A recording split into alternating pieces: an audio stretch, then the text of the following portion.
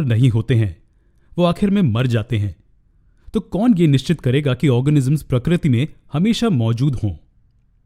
हमारे अंदर एक सिंपल और एफिशिएंट सिस्टम ये निश्चित करता है कि स्पीशीज नष्ट ना हो, यानी स्पीशीज हमारे मरने के बाद भी प्रकृति में बनी रहे।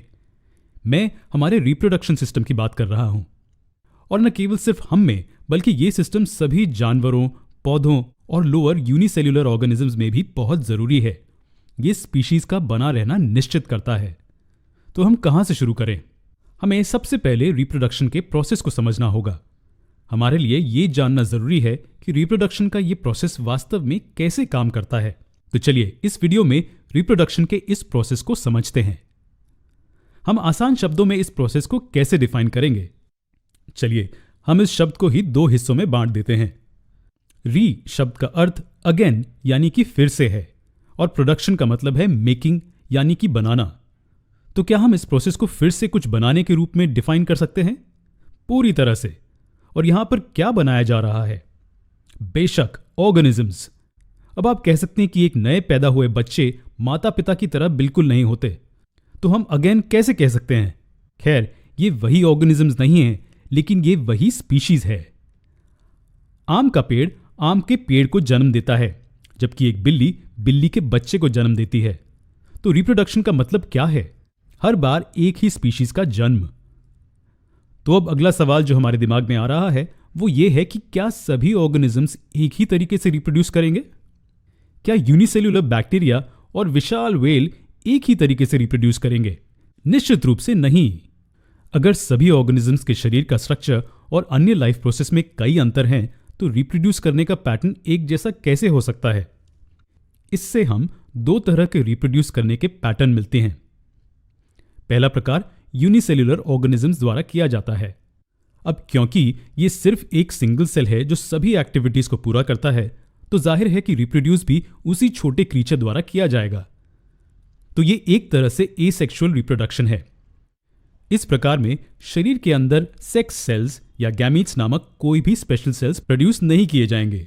सिंगल सेल डॉटर सेल्स के निर्माण के लिए दो भागों में डिवाइड होगा। दूसरी तरफ मल्टीसेल्युलर ऑर्गेनिजम्स के केस में शरीर में गैमीट्स नामक स्पेशल सेल्स होते हैं जो नए इंडिविजुअल के जन्म के लिए फ्यूज हो जाते हैं। इस प्रकार को सेक्सुअल रिप्रोडक्शन के रूप में जाना जाता है। हम पहले प्रकार एसेक्सुअल रिप्रोडक्शन के बारे में आने वाले वीडियो में सीखेंगे।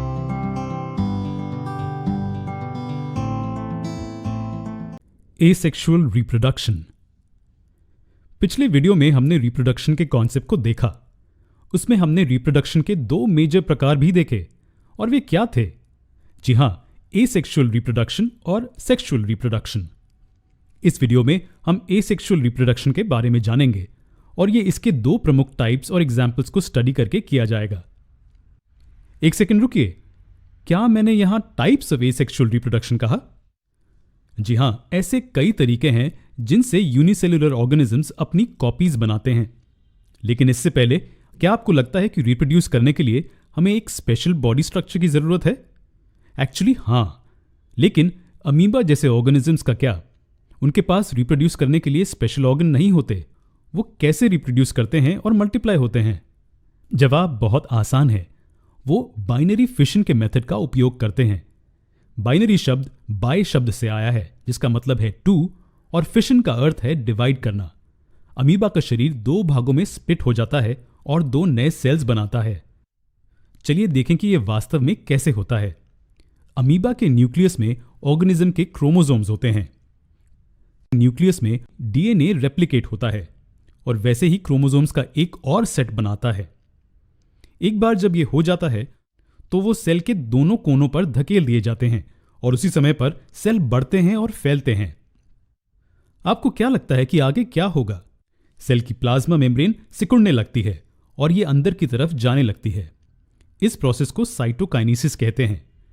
जब यह प्रोसेस पूरा हो जाता है तब सेल अलग हो जाता है और दो नए सेल्स बनाता है। इन्हें डॉटर सेल्स कहते हैं और ये पूरी तरह से एक दूसरे जैसे होते हैं। इस प्रोसेस में सिर्फ एक ही सेल रिप्रोडक्शन प्रोसेस में इन्वॉल्व था। ऐसे रिप्रोडक्शन को हम रिप्रोड्यूस करने का एसेक्सुअल मोड कहते हैं। आपको क्या लगता है कौन से और तरीके हैं जिनमें रिप्रोड्यूस करने के लिए सिर्फ एक ही पेरेंट की जरूरत होगी? बडिंग। जी हां, बडिंग एक और तरीका है जिसमें नए ऑर्गेनिजम्स को बनाने के लिए सिर्फ एक पेरेंट की जरूरत होती है। एग्जाम्पल के लिए हाइड्रा रिप्रोड्यूस करने के लिए बडिंग का इस्तेमाल करता है। एसेक्सुअल रिप्रोडक्शन के इस प्रोसेस में वास्तव में क्या होता है? ये एक हाइड्रा का शरीर है। क्या आप हाइड्रा के शरीर पर कुछ बाहर निकलता हुआ देख सकते हैं? जी हां, यहां पर इस जगह पर बार बार सेल डिवीजन के कारण यह बनता है। इसे आउटग्रोथ कहते हैं। और इस तरह के आउटग्रोथ को क्या कहते हैं? हम इसे एक बड कहते हैं। जैसे जैसे दिन बीतते जाते हैं बड और ज्यादा बाहर की ओर बढ़ता जाएगा। ये बढ़ने और डेवलप होने के लिए पेरेंट हाइड्रा के सभी जरूरी न्यूट्रिएंट्स लेगा। कुछ दिनों के बाद बड़े हुए शरीर और टेंटिकल के साथ ये बड एक छोटे से हाइड्रा जैसे दिखेगा।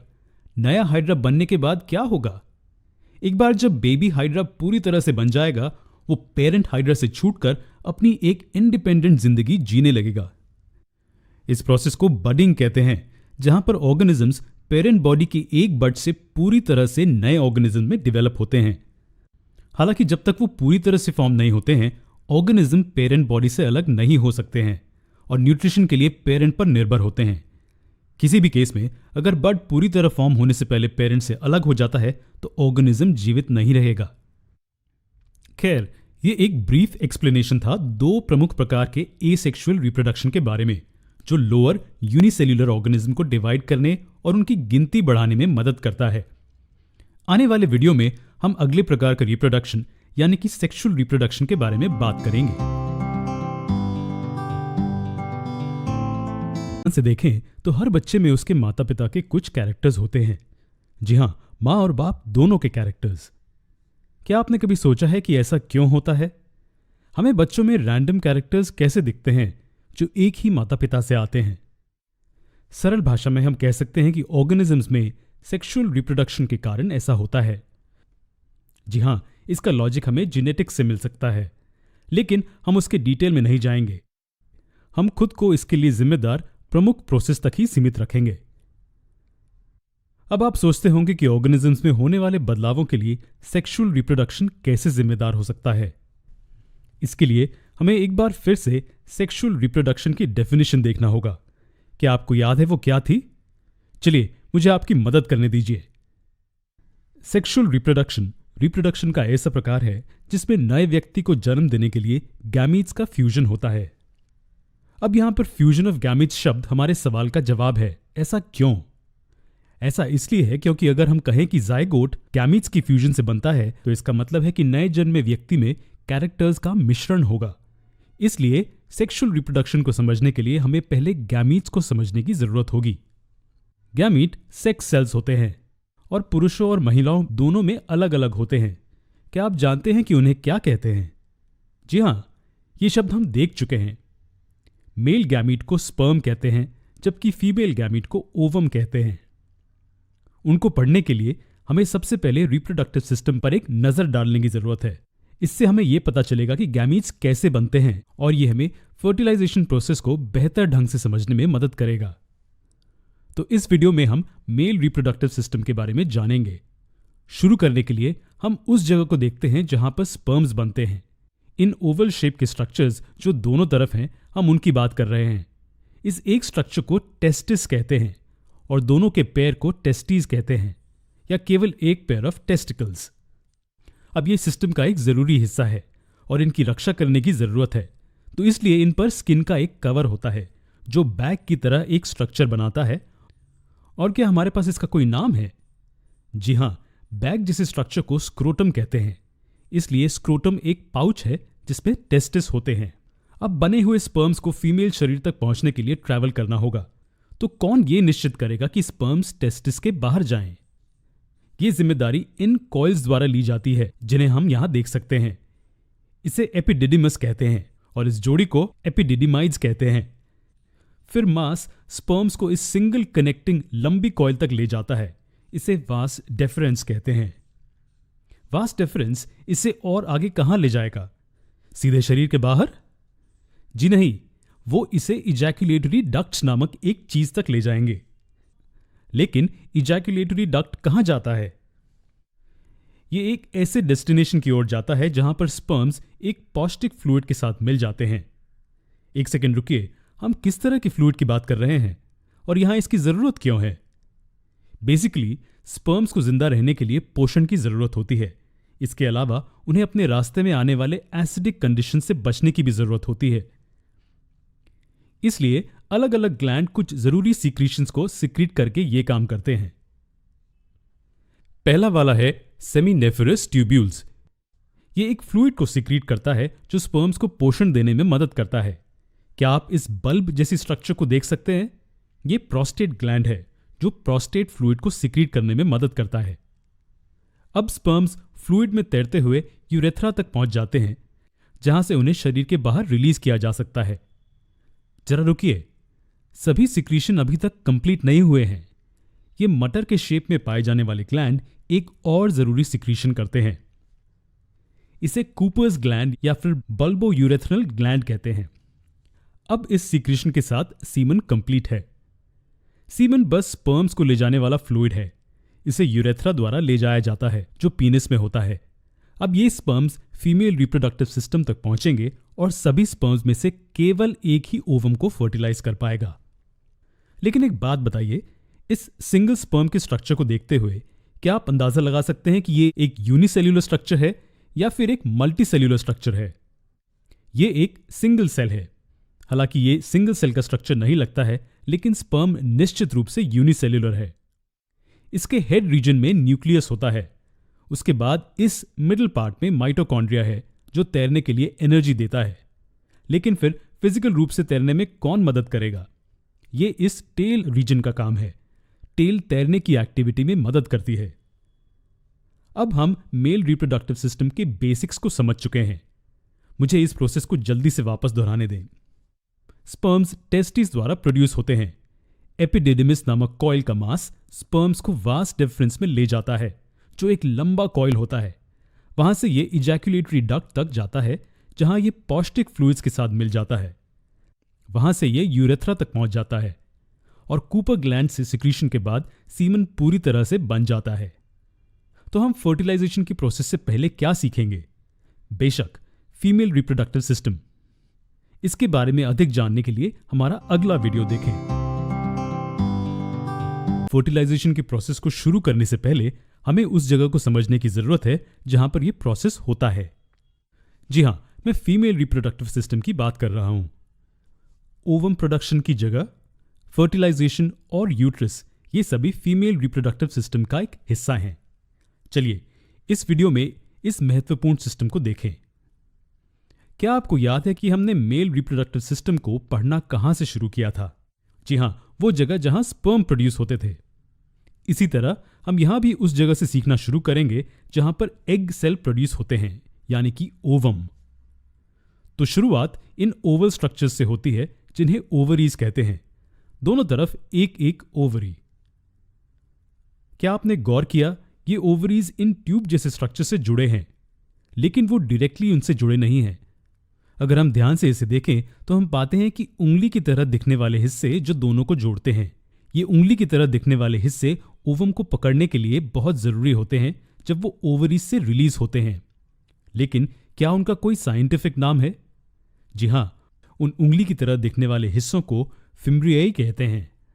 फिम्ब्रियाई रिलीज हुए ओवम को पकड़ने में मदद करते हैं और इसे आगे मौजूद ट्यूब्स तक तेजी से पहुंचाते हैं। लेकिन ओवम को आगे पहुंचाने की जरूरत क्यों पड़ती है? क्या यह खुद पर नहीं जा सकता? नहीं, यह नहीं कर सकता। मोटाइल स्पर्म के विपरीत ओवम नॉन मोटाइल होता है। यह तब तक मूव नहीं हो सकता जब तक किसी दूसरे सेल द्वारा इन्हें धक्का ना दिया जाए। अब ये ट्यूब जैसे स्ट्रक्चर्स जिनकी हम लंबे समय से बात कर रहे हैं, उनका भी साइंटिफिक नाम है। उन्हें फैलोपियन ट्यूब्स कहते हैं। और आपको क्या लगता है उनका महत्व क्या होगा? चलिए गैस करते हैं। क्या वो ओवरीज को यूट्रस से जोड़ता है? जी हां, यह निश्चित ही एक जरूरी काम है। लेकिन इससे भी ज्यादा जरूरी है कि फैलोपियन ट्यूब्स फर्टिलाइजेशन के स्थान होते हैं। ये फैलोपियन ट्यूब्स ही हैं जहां पर स्पर्म्स ओवम को फर्टिलाइज कर पाते हैं और यहां से जाइगोट डिवाइड होकर एक एम्ब्रियो बनता है। अब यह एम्ब्रियो आगे कहां जाएगा? लाजमी है यूट्रस में। हम जानते हैं कि यूट्रस, जिसे आमतौर पर वूम्ब कहा जाता है, बच्चों के विकास की जगह होती है। और जब बच्चा पूरी तरह विकसित हो जाता है तो वो मां के शरीर से वजाइना के जरिए बाहर निकलता है। क्या हम जानते हैं कि वजाइना क्या है? ये मूल रूप से बाहर की ओर खुलने वाला एक छोटा सा रास्ता है। ये वो जगह है जहां स्पर्म्स फीमेल शरीर में एंटर होते हैं। दूसरी ओर बच्चे के जन्म के वक्त बच्चे को शरीर से बाहर निकालने के लिए इसी रास्ते का इस्तेमाल किया जाता है। अब जब आपने दोनों रिप्रोडक्टिव सिस्टम्स को समझ लिया है, तो क्या आप बता सकते हैं कि कौन सा दूसरे की तुलना में ज्यादा कॉम्प्लेक्स है? जरा सोचिए। अगर आप सोचते हैं कि वो मेल रिप्रोडक्टिव सिस्टम है, तो आप गलत हैं। जी हां, फीमेल रिप्रोडक्टिव सिस्टम ज्यादा कॉम्प्लेक्स है। इस सिस्टम को फर्टिलाइजेशन के पूरे प्रोसेस के साथ साथ बच्चे के बढ़ने और विकास के लिए डिजाइन किया गया है। यही कारण है कि मेल रिप्रोडक्टिव सिस्टम की तुलना में ये थोड़ा ज्यादा कॉम्प्लिकेटेड है। ये सिर्फ एक ओवरव्यू था फीमेल रिप्रोडक्टिव सिस्टम के बारे में। जब हम फर्टिलाइजेशन और एम्ब्रियो के विकास के प्रोसेस को डिटेल में समझेंगे, तब हमें पता चल जाएगा कि इस सिस्टम में हर ऑर्गन कैसे काम करता है। उसके लिए आपको हमारा अगला वीडियो देखना होगा। एक इंसान जितने भी तरह के दर्द से गुजरता है, उनमें से चाइल्ड बर्थ को आमतौर पर सबसे ज्यादा मुश्किल माना जाता है। जी हां, एक महिला जिस दर्द से गुजरती है वो बहुत ज्यादा होता है। तो हम सभी ने इस दुनिया में पैदा होते वक्त अपनी मां को यह दर्द दिया है। लेकिन क्या आपने कभी सोचा है कि आपको ये जिंदगी कैसे मिली है? उन स्टेप्स को देखते हैं जिन्होंने आपको सिंगल सेल से इस स्ट्रक्चर में विकसित किया है। चलिए सबसे जरूरी प्रोसेस को देखें जिसने हमें जीवन प्राप्त करने में मदद की है। जी हां, हम फर्टिलाइजेशन प्रोसेस की बात कर रहे हैं। हम इसे आसान शब्दों में कैसे डिफाइन करते हैं? फर्टिलाइजेशन ऐसा प्रोसेस है जिसमें एक मेल गैमीट एक फीमेल गैमीट के साथ फ्यूज होकर एक जाइगोट में बदलता है। यह प्रोसेस कैसे शुरू होगा? जब बहुत सारे स्पर्म्स में से एक स्पर्म एग सेल में पेनिट्रेट करता है, तो एग कुछ केमिकल्स को रिलीज करते हैं। ये केमिकल्स ये निश्चित करते हैं कि अब और कोई स्पर्म इस एग में पेनिट्रेट ना करें। इसकी शुरुआत होती है जब स्पर्म में से मेल न्यूक्लियस फीमेल न्यूक्लियस के साथ फ्यूज होता है, जो इस मोटे एग सेल में पहले से मौजूद है। फ्यूजन एक कैस्केड रिएक्शन को शुरू करता है जो आगे जाकर कई सेल को डिवाइड करता है। ये सेल्स लगातार डिवाइड होते हुए एक एम्ब्रियो का रूप लेते हैं, जो आगे एक ऑर्गेनिज्म में विकसित होता है। क्या ये फर्टिलाइजेशन प्रोसेस सभी ऑर्गेनिजम्स में एक समान होता है? इस सवाल का जवाब देने के लिए हमें दो फैक्ट्स को ध्यान में रखना होगा। पहला फैक्ट है कि फर्टिलाइजेशन प्रोसेस गैमीट्स का फ्यूजन होता है। दूसरा फैक्ट कि जिस जगह पर गैमीट्स का फ्यूजन हो सकता है वो विभिन्न ऑर्गेनिजम्स में अलग हो सकता है। तो क्या अब हम इस सवाल का सही जवाब दे सकते हैं? जी हां, सबसे आसान जवाब यह है कि फर्टिलाइजेशन प्रोसेस लगभग एक समान होगा, क्योंकि इसमें फ्यूजन ऑफ गैमीट्स शामिल है। हालांकि जानवरों में फर्टिलाइजेशन का स्थान अलग हो सकता है। एग्जाम्पल के तौर पर इंसानों में मां के शरीर के अंदर शिशु बढ़ता है, मगर क्या आपने मेंढकों के बच्चों को देखा है? वो इंसानों की तरह फीमेल मेंढकों के शरीर के अंदर से पैदा नहीं होते हैं। इससे हमें फर्टिलाइजेशन की विविध प्रकार का पता चलता है। पहले एग्जाम्पल में फर्टिलाइजेशन फीमेल बॉडी के अंदर होता है, इसलिए इसे इंटरनल फर्टिलाइजेशन कहते हैं। इस केस में मेल बॉडी से स्पर्म फीमेल रिप्रोडक्टिव ट्रैक्ट में प्रवेश करता है और फैलोपियन ट्यूब तक पहुंचता है, जहां पर एग सेल मौजूद होता है। दोनों का फ्यूजन फर्टिलाइजेशन प्रोसेस को उसके शरीर के अंदर पूरा करता है। मैमल्स जैसे भी हायर एनिमल्स इस तरह के फर्टिलाइजेशन दर्शाते हैं। क्या आप अब अगले प्रकार का अंदाजा लगा सकते हैं? जी हां, ये एक्सटर्नल फर्टिलाइजेशन होगा। इस प्रोसेस में फीमेल बॉडी के बाहर गैमीट्स का फ्यूजन होगा। इस कैटेगरी का एक एग्जाम्पल मेंढक है। इस केस में अनफर्टिलाइज्ड एग्स पानी में छोड़े जाते हैं, जहां पर स्पर्म एग को फर्टिलाइज करता है। इस तरह फर्टिलाइजेशन प्रोसेस फीमेल बॉडी के बाहर पूरा होगा। मछली और कई एक्वाटिक जानवर इस तरह के फर्टिलाइजेशन को दर्शाते हैं। इस तरह से जानवरों में फर्टिलाइजेशन होता है। अब सबसे जरूरी बात जानने की यह है कि एम्ब्रियो कैसे डेवलप होता है। इस जरूरी प्रोसेस को जानने के लिए हमारा अगला वीडियो देखें। जीवन की यात्रा एक सेल से शुरू होती है। यह सेल कई बार डिवाइड होकर बहुत सारे सेल्स का एक मास बनाता है। इस वीडियो में हम इस खूबसूरत प्रोसेस के बारे में पढ़ने जा रहे हैं, जो हमें एक सिंगल सेल से इंसान बनने में मदद करता है। जी हां, हम देखेंगे कि एम्ब्रियो कैसे डेवलप होता है। एम्ब्रियो डेवलपमेंट के इस प्रोसेस का साइंटिफिक नेम क्या है? इसे एम्ब्रियोजेनेसिस कहा जाता है। एम्ब्रियोजेनेसिस वो प्रोसेस है जो फर्टिलाइजेशन के बाद होता है। ह्यूमंस में फर्टिलाइजेशन कहाँ होता है? जी हां, ये फीमेल रिप्रोडक्टिव सिस्टम के फैलोपियन ट्यूब्स में होता है। हालांकि यूट्रस तक पहुंचने से पहले एम्ब्रियो डिवीजन की एक सीरीज से गुजरता है जो इसके ग्रोथ और डेवलपमेंट में मदद करता है। चलिए हम फैलोपियन ट्यूब्स में से एक को देखते हैं जहां एग सेल फर्टिलाइज हुआ है। ये फर्टिलाइज्ड एग सेल 2 सेल्स में डिवाइड होगा, इसके बाद 4 में और फिर बहुत सारे सेल्स में डिवाइड होगा। इस वजह से गेंद जैसा स्ट्रक्चर बनता है। इस गेंद जैसे स्ट्रक्चर के अंदर कई सेल्स होते हैं। क्या आप जानते हैं कि सेल्स के इस गेंद जैसे स्ट्रक्चर को क्या कहा जाता है? जब इसमें सेल की संख्या 16 हो जाती है तो उसे मॉर्यूला कहा जाता है। यह सेल डिवाइड होकर ब्लास्ट्यूला नामक एक स्ट्रक्चर बनाता है। तो क्या इसमें सेल्स की संख्या दुगनी हो जाएगी? ब्लास्ट्यूला एक स्टेज है जहां सेल्स खुद को अरेंज करके एक हॉलो मास स्ट्रक्चर बनाते हैं। वास्तव में सेल्स अपने आप को एंड्स पर अलाइन करते हैं और अंदर एक कैविटी छोड़ देते हैं जो फ्लूइड से भर जाती है। डेवलपमेंट का अगला स्टेज ब्लास्टोसिस्ट होगा। यह वो स्टेज है जहां पर एम्ब्रियो में सेल्स होंगे जो डिफरेंशिएट हो गए हैं और आगे भी डिफरेंशिएट होंगे। डिफरेंशिएशन का यह प्रोसेस क्या है? चलिए देखते हैं। क्या आपने कभी सोचा है कि अगर हम सभी अपने जीवन की शुरुआत एक ही सेल से करते हैं तो हमारे शरीर में ये सभी विभिन्न प्रकार के सेल्स कहां से आते हैं? जी हां, मुझे पता है कि ये उस सिंगल सेल से है जो शुरुआत में मौजूद था, लेकिन ये कैसे संभव है? इसका जवाब डिफरेंशिएशन प्रोसेस है। ये वो प्रोसेस है जिसमें एक सेल अपने आसपास के अन्य सेल से डिफरेंशिएट होता है। इसकी वजह से सक्सेसिव डिवीजन के बाद हमें इन डिफरेंशिएटेड सेल से एक पूरी नई वैरायटी मिलती है। चलिए ब्लास्टोसिस्ट स्टेज पर वापस आते हैं। यह अब डिफरेंशिएटेड सेल्स का एक मास है। जैसे जैसे यह बढ़ता है एम्ब्रियो का शरीर डेवलप होना शुरू होता है, लेकिन इसके सही ग्रोथ और डेवलपमेंट के लिए एम्ब्रियो को न्यूट्रिशन की जरूरत होती है। ये न्यूट्रिशन कहां से प्राप्त करेगा? मां के शरीर से। लेकिन यह कैसे संभव है कि ब्लास्टोसिस्ट अभी भी रिप्रोडक्टिव ट्रैक के अंदर मूव हो रहा हो? यह अभी उस पॉइंट से जुड़ा नहीं है जहां से यह न्यूट्रिशन प्राप्त कर सकता है। इसलिए ब्लास्टोसिस्ट को उस विशेष स्थान से जुड़ना होगा। यह इंप्लांटेशन का सबसे महत्वपूर्ण स्टेज है। और यह क्या है? जी हां, यह वो स्टेज है जहां ब्लास्टोसिस्ट एक फिक्स्ड पोजीशन में मां के शरीर के अंदर खुद को अटैच करता है। और यह कहां होगा? बेशक यूटरस में। यह वो जगह है जहां बच्चा बढ़ता है। एम्ब्रियो खुद को यूटरस में अटैच करता है। इसके कुछ मुख्य कारणों में से हैं जैसे न्यूट्रिशन प्राप्त करना, वेस्ट को दूर करना और गैसेस का आदान प्रदान करना। इस बैरियर की मदद से बच्चे को मां से न्यूट्रिशन मिलता है। यह बैरियर एक ऑर्गन होता है जिसे प्लेसेंटा कहा जाता है। तो क्या यह प्लेसेंटा बच्चे को उसकी मां से जोड़ता है? जी हां।